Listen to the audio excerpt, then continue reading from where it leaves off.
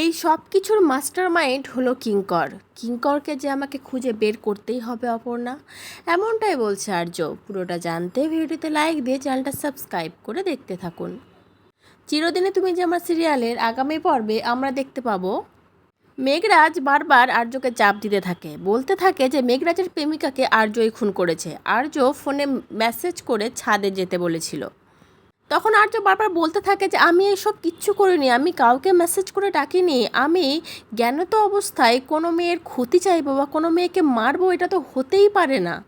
তখন মেঘরাজ বলে, তাহলে কে করেছে? তোমার ফোন থেকে মেসেজ কে পাঠিয়েছে তুমি ছাড়া? তখন অপর্ণা বলতে থাকে এই সব কিছু সেই করেছে আর্য স্যার, যার কাছে আপনার ফোনের অ্যাক্সেস ছিল। আর্য তখন বলে ওঠে, ও বুঝেছি, কিঙ্কর। তখন অপর্ণা বলতে থাকে, হ্যাঁ স্যার, উনিই করেছেন। আর এত সব কিছু যে করেছে তাকে কি শাস্তি না দিয়ে আপনি পারবেন স্যার? তখন আর্য স্যারও অপর্ণার পাশে দাঁড়িয়ে বলে, হ্যাঁ অপর্ণা, তাকে তো শাস্তি পেতেই হবে। কিঙ্করকে খুঁজে পাওয়া এখন আমার জন্য সবচেয়ে বেশি ইম্পর্টেন্ট বন্ধু। কিঙ্কর, আমাকে যে তোমাকে খুঁজে বের করতেই হবে, আর তোমাকে খুঁজে পেতে আমার খুব একটা বেগ পেতে হবে না, খুব একটা সময় লাগবে না, বুঝলে বন্ধু? তুমি আড়ালে আবডালে আমার নাম নিজে খেলা খেলেছো, সেই খেলা যে আমাকে এবার শেষ করতেই হবে বন্ধু।